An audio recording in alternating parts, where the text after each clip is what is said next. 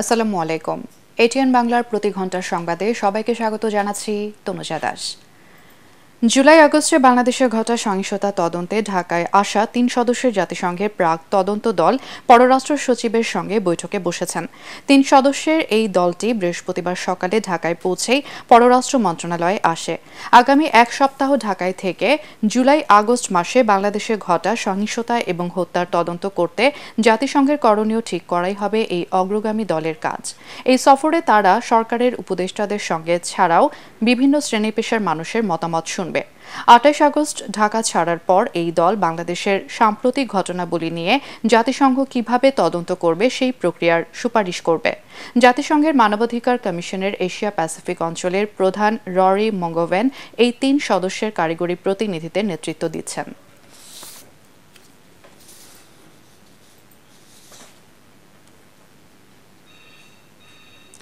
ভারত থেকে আসা পানির তোড়ে নজিরবিহীন বন্যায় ডুবেছে দেশের সীমান্তবর্তী ৮ জেলা। মানবিক বিপর্যয় দেখা দিয়েছে ফেনী এবং নোয়াখালীতে। অন্তত ৪০ লাখ মানুষ পানিবন্দী হয়েছেন। বিচ্ছিন্ন হয়ে গেছে বিদ্যুৎ এবং মোবাইল সংযোগ। কুমিল্লার ১৪ গ্রামে তলিয়ে গেছে ঢাকা চট্টগ্রাম মহাসড়ক। বানভাসী মানুষকে উদ্ধারে বিভিন্ন এলাকায় অভিযান শুরু করেছে সেনা এবং নৌবাহিনী।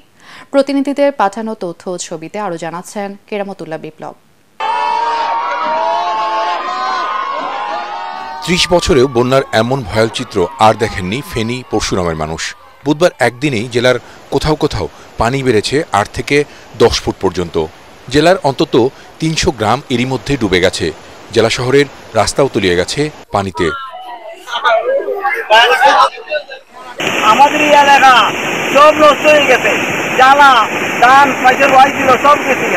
ফুলগাজী, পরশুরাম এবং ছাগলনাইয়া উপজেলার ৯৫%রও বেশি এলাকা এখন পানির নিচে।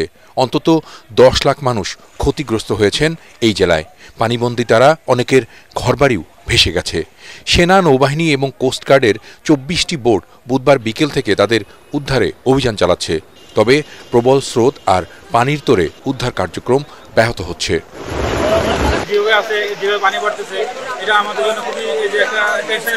পানির যে ভয়াবহতা আমরা যেতে পারিনি, অনেক শিশুদের কান্না, মেয়েদের কান্না আমরা শুনেছি। ভারতের ত্রিপুরা সংলগ্ন ব্রাহ্মণবাড়িয়া জেলার বন্যা পরিস্থিতিও মারাত্মক রূপ নিয়েছে।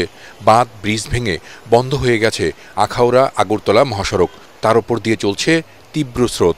আখাউড়া স্থলবন্দরের কোথাও হাঁটু, কোথাও কোমর সমান পানি। বন্ধ করে দেয়া হয়েছে সব ধরনের আমদানি রপ্তানি ও যাত্রী পারাপার। ওদিকে ত্রিপুরার রাজধানী আগরতলার উঁচু বিমানবন্দরও ডুবে গেছে বন্যায়। গেল ৩ দিন রেকর্ড বৃষ্টি হয়েছে সেখানে। বন্যার এমন নাজুক পরিস্থিতি ৩ দশকেও সেখানে হয়নি বলে জানিয়েছেন মুখ্যমন্ত্রী মানিক সরকার। ত্রাণ ও উদ্ধার তৎপরতায় কেন্দ্রীয় সরকারের জরুরি সহায়তা চেয়েছেন তিনি। তো এইরকম বৃষ্টি তো কখনো ত্রিপুরাতে আমার জানা মতে হয়নি। তো আমরা চারিদিকে কাজ করছে সব জায়গায়। আমি আজকে সকালে আমি আমাদের মাননীয় হোম মিনিস্টারের সাথে কথা বলেছি, কিছু যদি এনডিআরএফের কিছু লোকজন পাঠানো যায়। ৩১ বছর পর ত্রিপুরার ডম্বুর জলাধারের গেট খুলে দেয় সীমান্তবর্তী সিলেট, মৌলভীবাজার, ব্রাহ্মণবাড়িয়া, ফেনী, নোয়াখালী, কুমিল্লা, খাগড়াছড়ি ও চট্টগ্রামে হঠাৎ এই বন্যা পরিস্থিতি তৈরি হয়েছে বলে মনে করছেন বিশেষজ্ঞরা। কেরামতুল্লাহ বিপ্লব, এটিএন বাংলা। বন্যায় বিপর্যস্ত মৌলভীবাজারের রাজনগর, কুলাউড়া, জুড়ি এবং বড়লেখায় বন্যা পরিস্থিতির মারাত্মক অবনতি হয়েছে। নতুন করে আশ্রয় কেন্দ্রে ছুটছেন মানুষ। কুশিয়ারা নদীর পানি শেরপুর পয়েন্টে ২০ সেন্টিমিটার উপর দিয়ে এবং মনু নদীর পানি চাঁদনীঘাট পয়েন্টে বিপদসীমার ৬৫ সেন্টিমিটার উপর দিয়ে প্রবাহিত হচ্ছে। ৩ লক্ষাধিক মানুষ পানিবন্দী হয়ে পড়েছেন। হবিগঞ্জে খোয়াই নদীর পানি বিপদসীমার ১৯৫ সেন্টিমিটার উপরে প্রবাহিত হচ্ছে। শহরের তেঘরিয়া, মুসলিম কোয়ার্টার, শ্যামলী, চৌধুরী বাজার সহ বিভিন্ন এলাকায় মানুষ এখন পানিবন্দী। সিলেটে ২৪ ঘন্টায় কুশিয়ারা নদীর পানি ৪টি পয়েন্টে বিপদসীমার উপর দিয়ে প্রবাহিত হচ্ছে।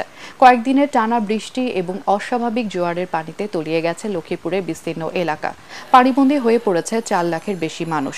চট্টগ্রামের ফটিকছড়ি উপজেলার ১৮টি ইউনিয়নের সবকটি বন্যায় প্লাবিত হয়েছে। রাউজান উপজেলার 8টি ইউনিয়ন এবং হাটহাজারীর 10টি ইউনিয়ন প্লাবিত হয়েছে। পার্বত্য জেলা খাগড়াছড়িতে সদরেই প্রায় 3000 পরিবার আশ্রয়হীন হয়েছে বন্যায়। সড়ক তলিয়ে যাওয়ায় খাগড়াছড়ির সাথে দীঘিনালা এবং রাঙামাটি লংগদু এবং বাঘাইছড়ির সড়ক যোগাযোগ বন্ধ রয়েছে।